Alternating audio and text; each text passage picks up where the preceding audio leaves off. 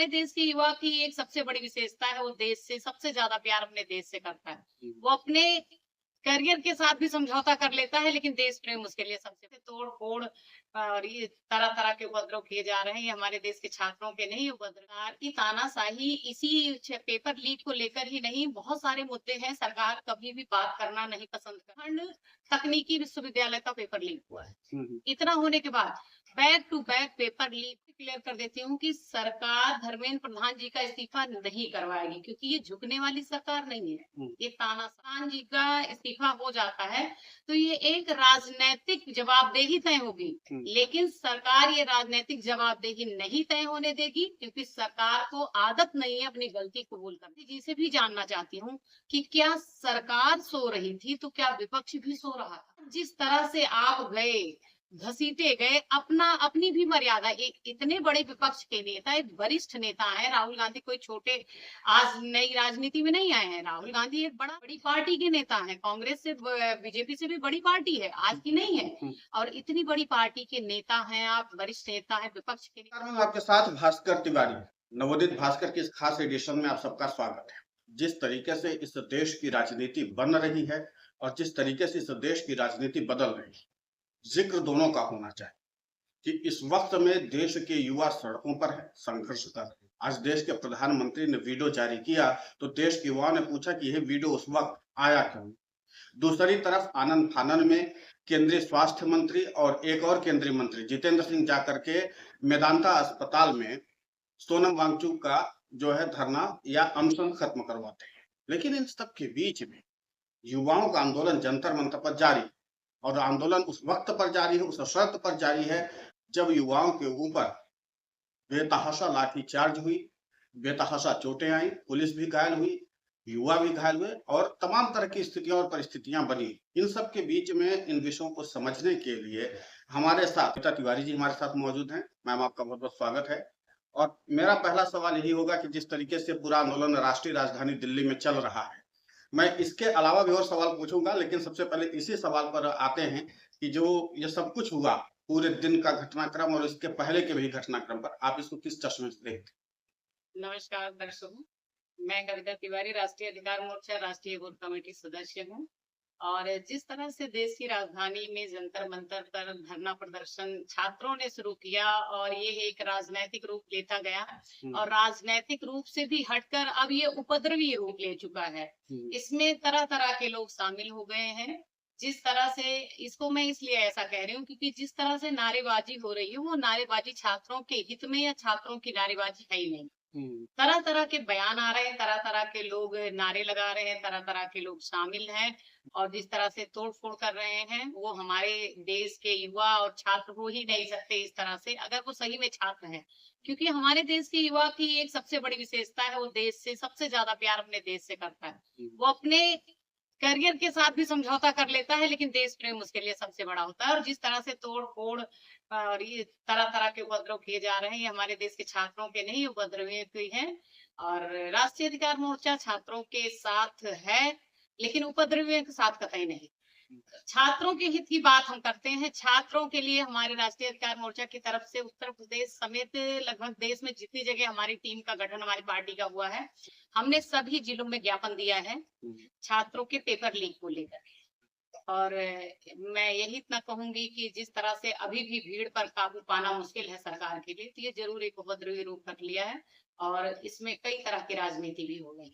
नहीं, कई तरह की राजनीति तो हो ही रही है, लेकिन सवाल ये है कि सरकार के तरफ से भी तो स्टैंड लेने में, जो स्टैंड सरकार आज ली, जिस तरीके से स्थितियां बिगड़ी और उसके बाद अब सरकार को लगा कि नहीं ये मामला ऊपर जा रहा है, तब सरकार जगती है। फिर जाके सोनम वांगचुक का जो अनशन खत्म करवाया, फिर इसके बाद प्रधानमंत्री ने वीडियो जारी किया, लेकिन उन्होंने ये नहीं कहा कि धर्मेंद्र प्रधान का इस्तीफा लेंगे या नहीं लेंगे। देखिए, सरकार की तानाशाही इसी पेपर लीक को लेकर ही नहीं, बहुत सारे मुद्दे हैं। सरकार कभी भी बात करना नहीं पसंद करती है। अगर पब्लिक से बात कर ले सरकार तो ये नौबत नहीं आती। आज ही इस आंदोलन को होते हुए 26 दिन शायद हो गए हैं, और इन 26 दिनों में आज सरकार जग रही है, ये तो सिर्फ एक ये उग्र रूप देखने के बाद हुआ है, मजबूर किया है। क्या पहले हफ्ते में बातचीत नहीं की जा सकती थी जब केवल छात्रों तक ही मुद्दा था? लेकिन धीरे धीरे इसमें कई तरह के लोग शामिल होते गए और ये एक उपद्रव का रूप रख लिया। और सरकार, मैं तो यही कहूंगी कि इसमें सारी कमी सरकार की है। अगर सरकार छात्रों के पेपर लीक मामले को सीरियस लेती और इस पर सही स्टैंड लेती तो आज ये नौबत नहीं आती। कल भी उत्तराखंड तकनीकी विश्वविद्यालय का पेपर लीक हुआ है। इतना होने के बाद back to back paper leak होना ये सरकार की नाकामयाबी है, सिस्टम का फेलियर है। और जो धर्मेंद्र प्रधान जी का इस्तीफा है, मैं इसको भी क्लियर कर देती हूँ कि सरकार धर्मेंद्र प्रधान जी का इस्तीफा नहीं करवाएगी, क्योंकि ये झुकने वाली सरकार नहीं है, ये तानाशाह है, इसकी हिटलरशाही है। अगर धर्मेंद्र प्रधान जी का इस्तीफा हो जाता है तो ये एक राजनैतिक जवाबदेही तय होगी, लेकिन सरकार ये राजनैतिक जवाबदेही नहीं तय होने देगी, क्योंकि सरकार को आदत नहीं है अपनी गलती कबूल करने की। और जैसे ही धर्मेंद्र प्रधान जी का इस्तीफा हो जाता है तो ये एक राजनैतिक जवाबदेही तय हो जाएगी और इन्हें अपनी भूल स्वीकार करने की एक बात को लेकर के बहुत राजनीति हो रही कि राहुल गांधी ने देश के प्रधानमंत्री के घर का घेराव किया अपने सांसदों के साथ। राहुल गांधी जी गए और राहुल गांधी जी ने जब ये कदम उठाया तो भाजपा की तरफ से पलटवार किया जा रहा है कि राहुल गांधी ने देश के प्रधानमंत्री को अपमानित किया, देश की राजनीति को भी अपमानित किया और इतना ही नहीं, उन्होंने नेता प्रतिपक्ष के जो गरिमा है उसको भी कॉम्प्रोमाइज किया। मुझे याद आता है 22 फरवरी 1998 का दिन, जब इंद्र कुमार गुजराल देश के प्रधानमंत्री थे, अटल बिहारी वाजपेयी जी ने भी इसी तरीके से उनके घर का घेराव किया था। तो मुझे ये बताइए, आप चूंकि नेता भी हैं और समाज के भी नेता हैं और एक पार्टी के भी नेता हैं, मुझे ये बताइए कि क्या देश के प्रधानमंत्री के लिए या प्रधानमंत्री के घर का घेराव करना, इस तरीके से क्या आप विपक्ष को टारगेट कर सकते हैं? जी बिल्कुल, ये हमारे लोकतंत्र की व्यवस्था के खिलाफ है। प्रधानमंत्री के आवास को नहीं घेरना चाहिए। वो परिस्थिति क्या रही है, अटल जी एक बुद्धिजीवी व्यक्ति थे और उस परिस्थिति में उन्होंने कैसे स्टैंड लिया या राहुल गांधी ने क्या सोच के लिया। लेकिन किसी भी, मैं इसमें सत्ता पक्ष का पक्ष नहीं ले रही हूँ, ना विपक्ष पे वार कर रही हूँ, लेकिन हमारी लोकतांत्रिक व्यवस्था कहती है कि हम पीएम आवास को घेरने के हकदार नहीं है। पीएम आवास को शायद हमारे संविधान में भी ऐसा कोई प्रावधान नहीं है कि जहां पीएम आवास को, हाँ, राहुल गांधी जी सदन में बोल सकते थे। और मैं एक चीज राहुल गांधी जी से भी जानना चाहती हूँ कि क्या सरकार सो रही थी तो क्या विपक्ष भी सो रहा था? आज जिस तरह से आप गए, घसीटे गए, अपनी भी मर्यादा, एक इतने बड़े विपक्ष के नेता, एक वरिष्ठ नेता है राहुल गांधी, कोई छोटे आज नई राजनीति में नहीं आए हैं। राहुल गांधी एक बड़ा नाम है, एक बड़ी पार्टी के नेता है, कांग्रेस से बीजेपी से भी बड़ी पार्टी है, आज की नहीं है। और इतनी बड़ी पार्टी के नेता हैं आप, वरिष्ठ नेता है, विपक्ष के नेता है, और आप अपनी मर्यादा भंग करके रोड पर जाके इस तरह धरना देना जनता का काम है, आपका नहीं। आपके पास तो पावर थी, आप विपक्ष में क्यों नहीं बोले? तब सदन में क्यों नहीं बैठकर बोले? क्या सत्ता पक्ष और विपक्ष में आपस में बातचीत नहीं होती है? सदन में बैठक नहीं चल रही है, वहां आप मुद्दा नहीं उठा सकते थे? या आप वहां अपने मुद्दे को मजबूती के साथ नहीं रख पा रहे थे? इसमें जितनी गलती सत्ता पक्ष की है, जनता के मामलों को इग्नोर करने की, छात्रों की बात को अनसुनी करने की, उससे कहीं ज्यादा हमारा विपक्ष भी कमजोर पड़ा है। अगर विपक्ष शुरू से ही हावी हो गया होता पेपर लीक को लेके तो आज ये समस्या नहीं होती। दोनों को सोचना चाहिए था। आप दोनों देश के दल हैं और देश की सत्ता चलाने के बराबर के भागीदार हैं। मैं तो मानती हूँ सत्ता पक्ष काम ही नहीं कर पाती, अगर विपक्ष सही से काम करे अपना, तो कोई गलत काम नहीं कर सकती है सब। कविता जी, थोड़ा सा आगे बढ़ते हैं, बात ये करते हैं कि एक और बिहार में कांड हुआ था, भरत तिवारी का। जी। भरत तिवारी कांड को लेकर के ये है कि देश की संसद में मुद्दा उठेगा, सुप्रीम कोर्ट तक केस आ चुका है। जी। केस में भी उस तरीके से न्यायपालिका ने हमदर्दी नहीं दिखाई जिस तरीके की उम्मीद की जा रही। देश की संसद में मुद्दा तब उठेगा जब हंगामा बंद होगा। देश की संसद चल नहीं पा रही। मेरा प्रश्न ये है कि भरत तिवारी के परिवार की, चूंकि उस समय तो ताजा मामला था, तमाम राजनीतिक दल गए, तमाम नेता गए, भीड़ लगी, सामाजिक कार्यकर्ता जुटे। जंतर मंतर के आंदोलन के बाद से अब क्या स्थिति है? क्योंकि आप परिवार के संपर्क में भी हैं, लगातार आप उनसे बात भी कर रही हैं, वस्तु स्थिति मौजूदा समय में क्या है?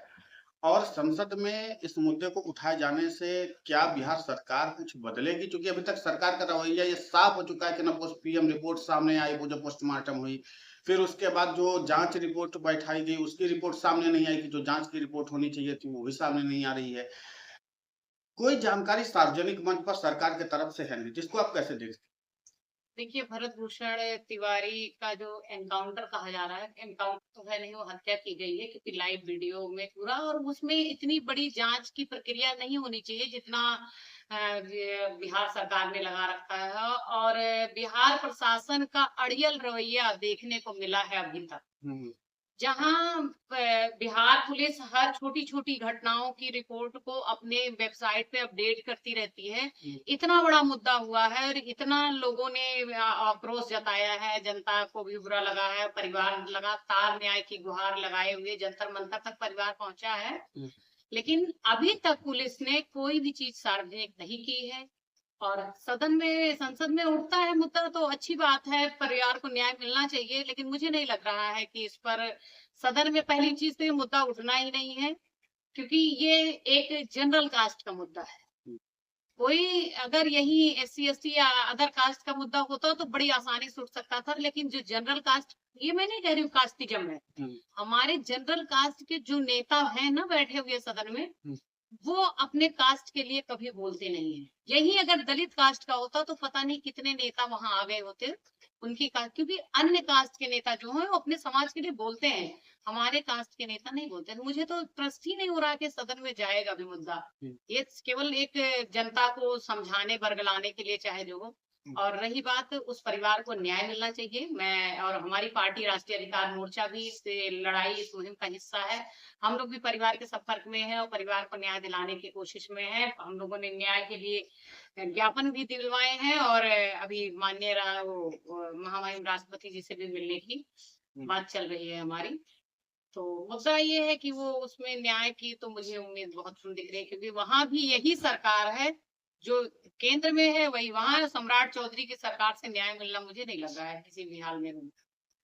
अब सम्राट चौधरी जी से तो उम्मीद नहीं की जा सकती, लेकिन सवाल ये भी है ना कि जो चीजें हुई, जब मैंने ये देखा, मैं चूंकि कवरेज करने गया भी था, मेरा अपना अनुभव ये कहता है कि जिस तरीके से बाढ़ पीड़ित लोग थे, वो मैं उनको बाढ़ पीड़ित ही मानता हूँ, वो सब पिछड़ी जाति के थे। जी बिल्कुल। और ये जो नेता गए पिछड़ी जाति के, उसमें चिराग पासवान का नाम जी, प्रमुख रूप से आता है। जी। तो इसलिए कहे चूंकि अपनी सियासी गणित और वोट बैंक के लिहाज से गए। भरत तिवारी के लिए वो लोग नहीं गए जो पिछड़ों की आवाज उठाते हैं। उसमें मैं चंद्रशेखर आजाद का भी नाम ले लेता हूँ, और तमाम ऐसे लोग हैं जो नहीं गए। प्रश्न ये होता है कि जब आप किसी गरीब या कमजोर के लिए लड़ाई लड़ते हैं तो अन्य वर्ग आया, सिंपैथी तो जताया। अब मेरा प्रश्न यहीं से शुरू होता है कि क्या जातिगत राजनीति में वास्तव सच्चाई को छुपाने की कोशिश हो रही है? बिल्कुल हो रही है। जातिगत राजनीति अगर नहीं करती है सरकार तो यूजीसी क्यों लेगा? यूजीसी लाना मतलब, यूजीसी तो पहले भी था, लेकिन उसमें फेरबदल करना, संशोधन करने के लिए किस वर्ग ने मांगा था? ना तो एससी एसटी ने मांगा था, ना ही जनरल कास्ट की डिमांड थी। तो यूजीसी क्यों लागू करती? आज इनके मंत्री कहते फिरते हैं, ये मोदी जी खुद कहते फिरते हैं कि हम समानता पर बात करते हैं, हम जातिवाद नहीं करते हैं। लेकिन इनसे बड़ा जातिवादी कौन है? यूजीसी में एडिट करना, संशोधन करना इनका सबसे बड़ा जातिवाद का प्रमाण है। तो ये जातिवादी राजनीति की जा रही है और जातिवाद की ही भेंट ये चढ़ जाएगा, जबकि भरत तिवारी को जाति से जोड़ना एक निंदनीय मुद्दा हो जाता है, क्योंकि उन्होंने अपने जाति के, अपने समाज के लिए काम नहीं किया। वहां जितने भी लोग मिले हैं, जितने भी लोग हैं, उनको बसाने के लिए दलित, पिछड़ा, शोषित, वंचित जिनको ये बोलते हैं, वही लोग वहां हैं। अब हम इस विषय को थोड़ा सा और आगे देखते हैं। जब बात इसी क्रम में चल रही है, तो आप बता रहे थे कि किस तरीके से जाति के लिहाज से शोषण होता है। उसके उदाहरण तो आपके खुद राष्ट्रीय अध्यक्ष अलंकार अग्निहोत्री जी भी हैं, उसी के शिकार सुनील शुक्ला हैं। इसके अलावा भी कई ऐसे अधिकारी हैं जो दबी जुबान हम लोगों से कहते हैं यार कि हमें ब्राह्मण होने के नाते से कीमत चुकानी पड़ती है। मेरा प्रश्न ये है कि क्या ब्राह्मण वोट बैंक कमजोर पड़ गया या ब्राह्मणों की संख्या कम हुई, इसके नाते से जो बाकी लोगों के वोट बैंक के लिहाज से ब्राह्मण समाज को टारगेट किया जा रहा है? सीधा प्रश्न देखिए, ब्राह्मण समाज इनका कोर वोटर है, है। इनको पता है। हम्म, ये ब्राह्मण समाज, इनको पता है कि ब्राह्मण समाज हमको छोड़कर कहीं नहीं जाने वाला है। हम्म, और ब्राह्मण समाज को खुश करने में आज बीजेपी नहीं, अन्य पार्टियां भी पासा फेंक रही हैं। हम्म, चाहे अखिलेश जी को ले लीजिए, पंडित जी कहेंगे हम बाल कटवा लेंगे, पंडित जी कहेंगे हम कर लेंगे, उनका बयान आ गया है। मायावती जी का बयान अलग से आ गया है। तो और ओम प्रकाश राजभर। हाँ, उनका भी अलग आ गया है। तो बयान ब्राह्मण तो सब पाना चाहते हैं, सिर्फ कब तक? जब तक वोटिंग होनी है। वोट पड़ने के बाद ब्राह्मण की आवश्यकता इनको नहीं है। सत्ता तक पहुंचा दे इनको ब्राह्मण, बस इतनी ब्राह्मण की इनको आवश्यकता। कहीं ना कहीं आपकी बात सही है कि इनको ये पता है कि बड़ा वोट बैंक हमारा किस तरफ है। पार्टियां एनालिसिस करती हैं कि हमारा वोट बैंक कहाँ ज्यादा है।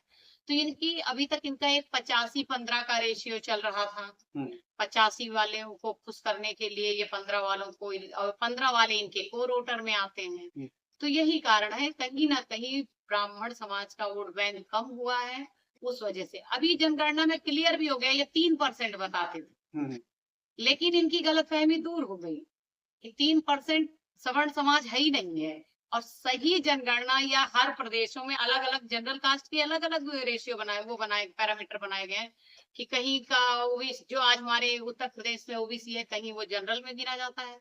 तो हम कम नहीं है, हम 45 to 50% बढ़ेंगे। हमारी कहीं भी जाते हैं, हमारी वोट बैंक हमारा कहीं नहीं कम, लेकिन ब्राह्मणों को सिर्फ यूज करते हैं और कुछ नहीं है। ब्राह्मण का राजनीति में सिर्फ इतना हिस्सेदारी होती है कि वो सत्ता पाने की राजनीति तय कर दे, क्योंकि ब्राह्मण एक बुद्धिजीवी कास्ट में गिना जाता है। ब्राह्मण के द्वारा ही सत्ता तक पहुंचती, चाहे जो भी पार्टी है, बिना ब्राह्मणों के हाथ लगाए सत्ता तक नहीं पहुंची है आज तक का अब इतिहास। मेरा प्रश्न यहीं से आगे खड़ा होता है।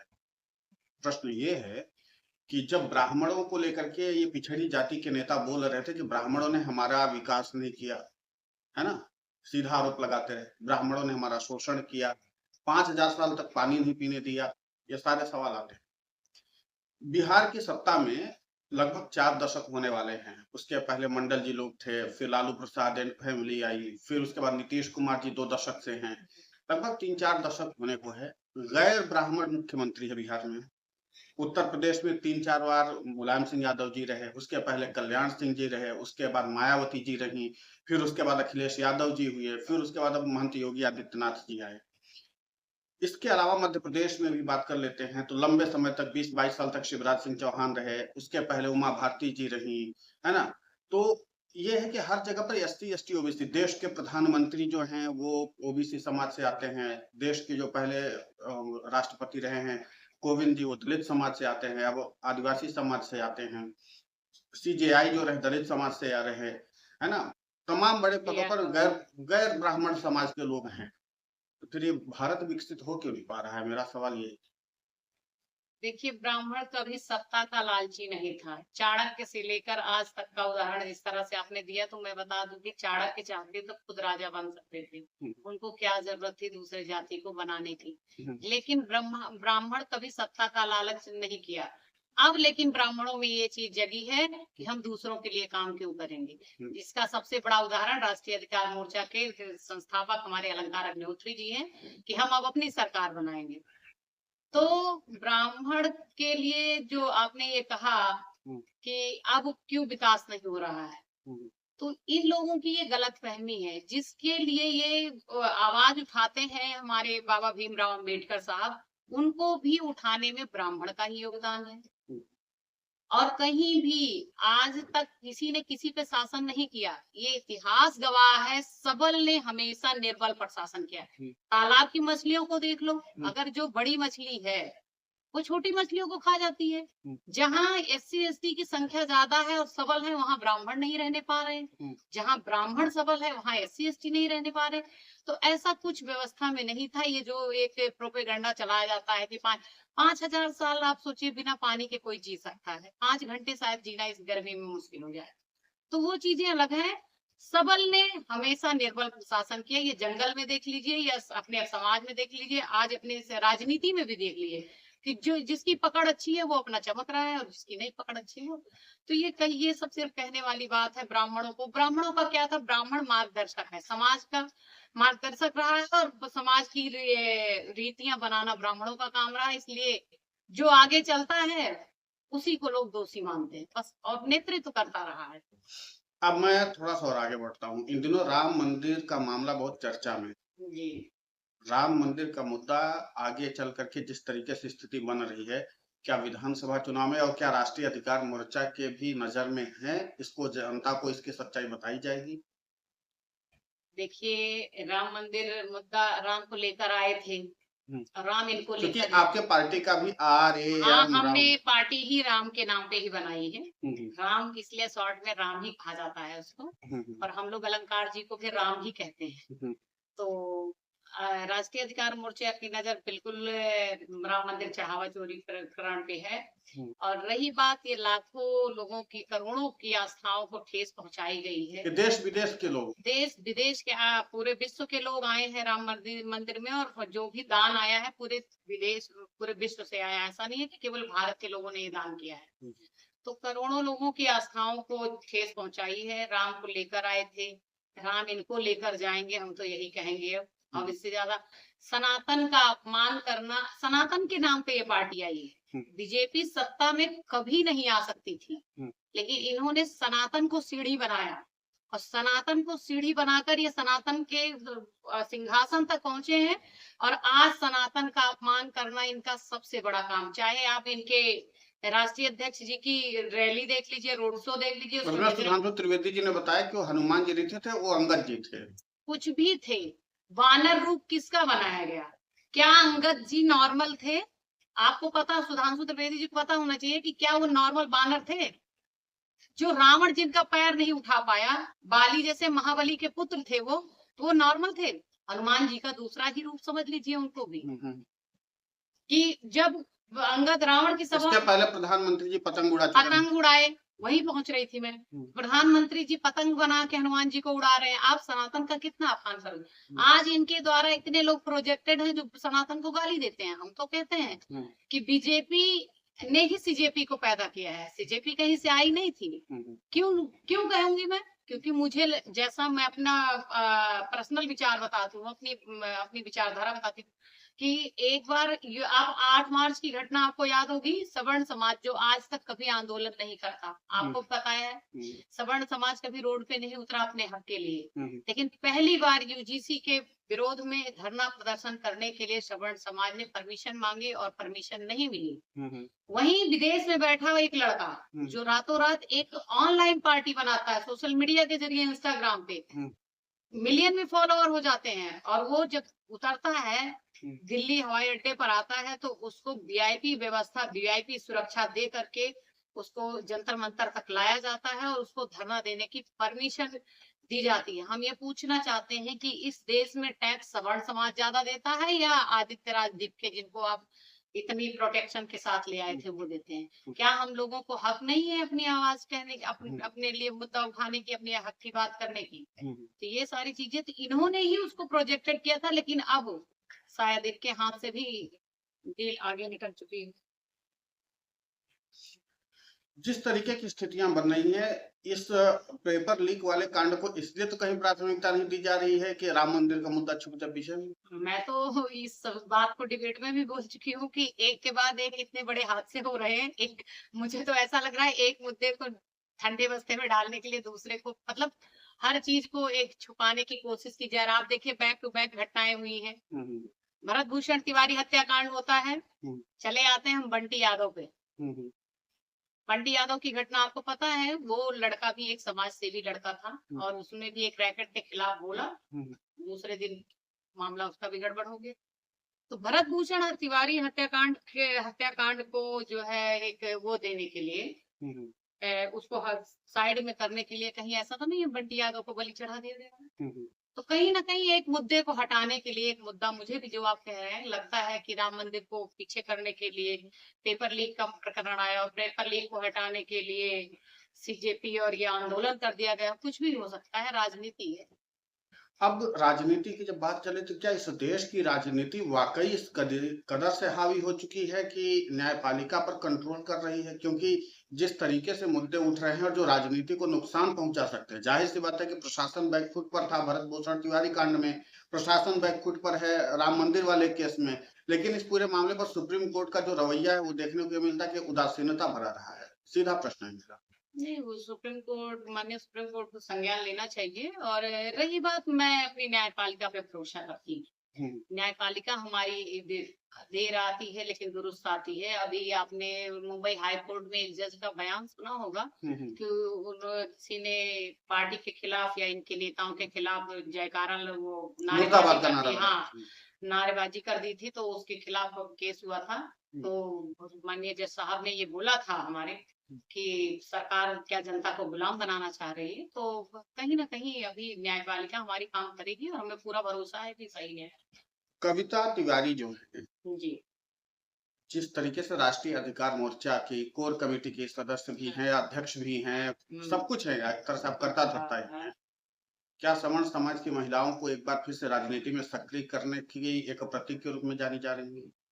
सवर्ण समाज नहीं, मैं हर समाज की महिला के लिए काम करती हूँ। हम्म, और हमारी राष्ट्रीय अधिकार मोर्चा हम्म, बेशक सवर्ण समाज के द्वारा बनाई गई पार्टी है, लेकिन हर वर्ग की हम आवाज उठाते हैं। बंटी यादव केस में भी हम सक्रिय हैं। तो हमारे लिए अब आ जाते हैं हम। ये कुछ लोगों का प्रश्न है, आपके चैनल के माध्यम से मैं कह देना चाहती हूँ कि क्या राष्ट्रीय अधिकार मोर्चा सिर्फ सवर्ण समाज का प्रतिनिधित्व करता है? तो नहीं, हर समाज के व्यक्ति का स्वागत है, हर पीड़ित का स्वागत है। जिसको भी परेशानी, हमारे लिए सभी बराबर हैं।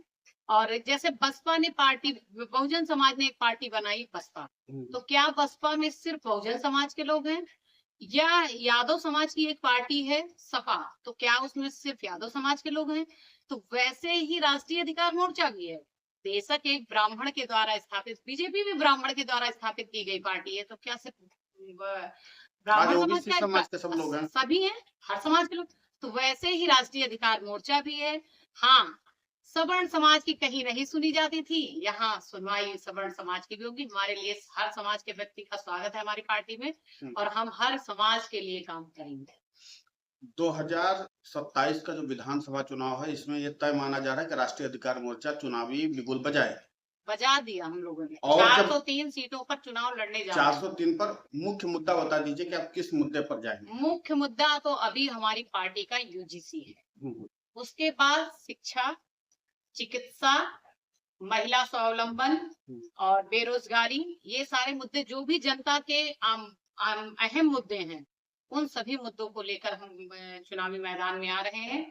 लेकिन पार्टी हमारी जो गठित हुई है वो यूजीसी को लेकर, यूजीसी पर ही हमारे माननीय संस्थापक जी ने अपना इस्तीफा दिया था। तो यूजीसी से लेकर पेपर लीक भी अब हमारा एक मुद्दा बन गया है कि पेपर लीक सिस्टम अगर नहीं रुकता है तो पेपर लीक पर भी हम बात करें। नहीं, पेपर लीक तो नहीं रुक रहा है और संभव है कभी आगे और भी पेपर लीक नहीं रुक पाएंगे। अब प्रश्न आगे हम थोड़ा सा और पूछते हैं। इन दिनों आप जानती होंगे स्वामी अभिमुक्तेश्वरानंद जी महाराज पूरे उत्तर प्रदेश के भ्रमण में गौ रक्षा को लेकर के। कहा जा रहा है कि चूंकि आपके राष्ट्रीय अध्यक्ष से बहुत उनका स्नेही भाव जुड़ा हुआ है और उसी मामले को लेकर के दुखी होकर के और फिर जिस तरीके से एक्शन लिया था, तो उनके साथ जो इलाहाबाद में बदतमीजी हुई थी, उस मामले पर सरकार ने अभी तक कोई जवाब नहीं दिया। अब वो प्रश्न ये खड़ा हो रहा है कि क्या आप लोगों के वोट बैंक को मजबूत करने के लिए स्वामी अभिमुक्तेश्वरानंद एक बड़ा कड़ी बन रहे हैं? ये सवाल लगातार उठ रहे हैं। ऐसा देखिए, मैं वो सनातन की एक पहचान है और एक शीर्षस्थ पद पे हैं, तो ऐसा तो नहीं मैं कह सकती हूँ, क्योंकि अभी हमारे तरफ से, उनके तरफ से कोई ये नहीं है कि हम आपका समर्थन कर रहे हैं। लेकिन हम अगर समाज कल्याण की बात करते हैं तो महाराज जी हमें आशीर्वाद जरूर देंगे। और उनकी जैसे वो गौ माता की रक्षा के लिए, तो एक मुद्दा हमारा ये भी होगा कि गौ माता को राष्ट्र माता घोषित किया जाए, गौ रक्षा हो।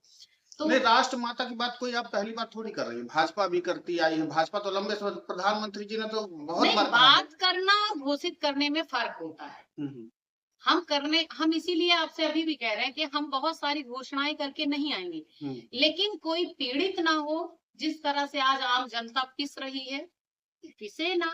इन सभी मुद्दों पर काम करेंगे। अभी घोषणा पत्र हम इतना बड़ा नहीं दे देंगे, भाई जितना करना है उतना काम, उतना घोषणा हो तो ज्यादा अच्छा होता है। मेन मुद्दा हमने यही बताया आपको कि यूजीसी हमारा मेन मुद्दा है, उसके बाद सेवा, चिकित्सा, शिक्षा, बेरोजगारी, ये पेपर लीक, स्टूडेंट छात्रों का जितना मुद्दा है, किसानों का मुद्दा है, इन सब मुद्दों पर काम करेंगे और काम करने में ज्यादा विश्वास करना चाहिए, घोषणाएं करने में नहीं। जाहिर सी बात है कि आपके राष्ट्रीय अध्यक्ष एक बड़े अधिकारी भी रहे हैं और इस लेवल का पीसीएस अधिकारी अगर आप होते हैं या इस लेवल के अधिकारी आप होते हैं तो जाहिर सी बात है कि आपको बहुत समाज की बारीकियों के बारे में अध्ययन भी हुआ होता है और पता भी होता है और अब आप जब नेता के तौर पर भी जाने जाते हैं तो है। अब थोड़ा सा और हम आगे बढ़ते हैं और बात ये करते हैं कि जो स्थिति अभी बन रही है 2027 तक में एंटी इनकम्बेंसी का माहौल बन रहा है। सबसे बड़ी चुनौती यह है कि छात्रों के साथ तो असंतोष जुड़ा हुआ है, किसानों के साथ जो बात की जा रही थी, खासकर जिस तरीके से उनके आय बढ़ाने को लेकर के प्रधानमंत्री जी ने वादा किया था, उसके बाद अब किसान लगातार कर्ज के दलदल में डूब रहे हैं और लगातार डूबते चले जा रहे हैं। लेकिन सरकार की तरफ से कोई रोड मैप नहीं है और विपक्षी पार्टियां भी कोई खास ऐलान नहीं करेंगी ग्रामीण अंचल में और उसका नतीजा ये हो रहा है कि बड़ी तादाद में किसान अपनी जमीन से खेती करना बंद करके सीधे ट्रेन पकड़ते हैं और दिल्ली मुंबई पलायन हो रहा है। इस पर क्या है आपका? इसके राष्ट्रीय अधिकार मोर्चा देखिए, किसान हो या जवान हो, सबके लिए काम करने के लिए है और जो भी अब आगे भविष्य में चुनौतियां मिलेंगी किसानों के लिए, उस पर भी काम किया जाएगा। रही बात युवाओं की, तो मैं यही कहूंगी, जिस ओर जवानी चलती है उस ओर जमाना चलता है, तो हमें युवाओं पर भी फोकस करना है, किसानों पर भी करना है, महिलाओं पर भी करना है। तो राष्ट्रीय अधिकार मोर्चा अगर सत्ता में आती है तो जनता के भले, जनता में सभी आते हैं और जनता के भले के लिए काम करेगी, समाज कल्याण का काम करेगी। और महिलाओं के लिए खास करके हमारे यहाँ ये है कि जो महिलाएं हैं स्वावलंबी हों, सम्मान के साथ जिए। जिस तरह से घटनाएं घट रही हैं, बलात्कार की आ रही हैं, दुनिया तमाम, ये इन पे भी कानून बनाने की हम लोगों ने सोच रखी है कि ऐसा कानून बने देश में जिससे कि इनकी भी सुरक्षा। महिला सुरक्षा तो अपने आप में एक बड़ी चुनौती है। उत्तर प्रदेश में आपने देखा था कि मुझे याद है कि मुझे ये लगा था कि हाथरस कांड जब हुआ था तो सरकार इस मामले पर संवेदनशील होगी, लेकिन अभी तक सरकार की वो संवेदना मुझे नजर नहीं है। अब जिन विषयों पर हम बात कर रहे थे उन विषयों में महिला सुरक्षा को लेकर के भी, और आप खुद महिला हैं, तो हम ये चाहते हैं कि आपकी तरफ से कोई रोड मैप है क्या? कि जैसे सरकार आई थी तो बोली थी कि एंटी रोमियो स्क्वाड बनाई थी सरकार, फिर वो भी हवा हवाई हो गया। आपकी तरफ से कोई ठोस प्लान है क्या महिलाओं को? बिल्कुल, महिला सुरक्षा के लिए हम कह तो रहे हैं, पहले ही बता दिया हमने कि महिला सुरक्षा के लिए हम ऐसा कानून बनाने की सोचे हैं कि जिससे महिलाओं को खुद महसूस हो कि हम सुरक्षित हैं। आज बच्चियां घर से बाहर निकलने में डरती हैं, थोड़ा सा रात हो गई, अंधेरा हो गया तो दिक्कत, इसके लिए ठोस कानून की जरूरत है। नहीं, अब ठोस कानून तो ठीक है, चलिए महिलाओं के साथ पुरुषों की भी रक्षा का मामला अब आप उठाइए, क्योंकि राष्ट्रीय अधिकार मोर्चा है तो पुरुषों के अधिकार। आपने बात महिलाओं की और मैं इसलिए इस प्रश्न को आगे बढ़ा रहा हूँ, इसीलिए आगे कि जो महिला सुरक्षा की बात हो रही है, नई पार्टी बन रही है, नई जनरेशन, जनता में सब आते हैं। मैंने आपसे पहले भी कह दिया कि जनता में सब आते हैं। नहीं, जो आप इस घटनाओं को नहीं, महिला सुरक्षा देखिए, महिला सुरक्षा विशेष करके इसलिए है क्योंकि महिलाएं कहीं ना कहीं असुरक्षित होने के नाते उनका विकास रुक जाता है। पुरुष को सुरक्षित है तब भी, नहीं सुरक्षित है तब भी घर से बाहर निकलने की आजादी है। लेकिन अगर एक गांव की एक लड़की के साथ किसी ने बदतमीजी कर दी या कुछ हो गया तो शायद उस क्षेत्र की लड़कियों की पढ़ाई, शिक्षा दीक्षा सब रुक जाती है। तो महिला सुरक्षा इसलिए प्रायोरिटी दी गई है। काम तो पुरुष सुरक्षा पे भी करना है, हर क्षेत्र में करना है। नहीं, जिस तरीके की ये घटनाएं सामने आ रही, क्योंकि अब आप एक नेता हैं, तो मुझे ये बताइए कि जिस तरीके से पति लोगों की हत्या लगातार मामला रहा और ये आ रहा कि कोई निंदनीय है, ये घटनाएं जो अब ये बात निंदा से ऊपर उठ चुकी है, क्योंकि जब आप इस तरीके से करते हैं, और ये सिर्फ हमें पति की बात नहीं कर रहा, पत्नी की भी हत्याएं हो रही है, तो इस घटना को सुधारने के लिए, और इस पर कानून मदद नहीं कर सकता, क्योंकि कानून अब बेडरूम में नहीं घुस सकता ना, बात ये भी है। तो समाज के दृष्टिकोण से भी नेता हैं आप, तो समाज को समझा भी तो सकती है ना, तो समझाइए। सही कह रहे हैं आप। इसमें सिर्फ हमारे परिवारों में थोड़ा सा संस्कारों की कमी होती जा रही है। जो आजादी के नाम पे बच्चे इसका लाभ उठा रहे हैं, चाहे महिलाएं, लड़कियां हैं चाहे लड़के हैं, जो ये फ्रीडम है तो कहीं न कहीं ये भी देखने को मिल रहा है कि माँ-बाप भी बच्चों के हिसाब से फैसले लेने में भी दिक्कत कर रहे हैं। जब आपने बच्चों को फ्रीडम दे दी कि आप कॉलेज जाइए, आप लोगों के साथ उठिए बैठिए, तो एक बार जब उनके जीवन का फैसला लेने लगिए, तब भी आप वो करिए। अच्छा, ये तो है कि न्यू बेड्स के लिए है, जो नई शादी हो रही है, वहाँ तो घटना होती है। लेकिन देखने को तो ये भी मिल रहा है कि 10-10 साल पुरानी है, 3-3 बच्चों की माँ है, वो भी ये ऐसी घटनाएँ को अंजाम दे रही हैं। तो इन सब पे भी जब तक कड़ा कानून नहीं बनेगा, ठोस कार्रवाई नहीं होगी। अब देखिए, आप सोनम वाले मामले में जमानत हो जाती है, तो इस तरह से लोगों इसके के पहले निकिता वाला मामला था। हाँ, उसमें भी जमानत हो जाती है। ये इन सब पे नहीं, एक ऐसा कानून बनना चाहिए देश में जिससे कि डर, भय भी पैदा होना चाहिए। तुलसीदास जी ने कहा है, भय बिन होय न प्रीति। तो जब तक भय नहीं होगा दिमाग में, तब तक लोग सुधरेंगे नहीं, भय होना चाहिए। बिल्कुल, तो भय भी होना ज़रूरी है, लेकिन इन भय सब के बीच में जिस तरीके से कविता तिवारी जी ने सारे मामलों पर अपना पक्ष रखा है, उम्मीद है आप लोगों को ये बातचीत पसंद आई होगी। बाकी आप लोगों के लिए कमेंट बॉक्स नीचे खुला हुआ है, उसमें आप अपने प्रशंसा के भी शब्द लिख सकते हैं। अगर आपको आलोचना करने का मन है, तो भी आप लिख सकते हैं, सबका स्वागत होता है हमारे मंच पर। और जिस तरीके से कविता तिवारी जी का हमने साक्षात्कार किया है, जो प्रश्न और छूट गए हों, वो प्रश्न आप हमें लिख भेजिए। अगला जब साक्षात्कार होगा, तो हम कविता तिवारी जी से ज़रूर वो प्रश्न पूछेंगे। फिलहाल अभी के लिए इतना ही। नमस्कार। नमस्कार, आप सभी का धन्यवाद।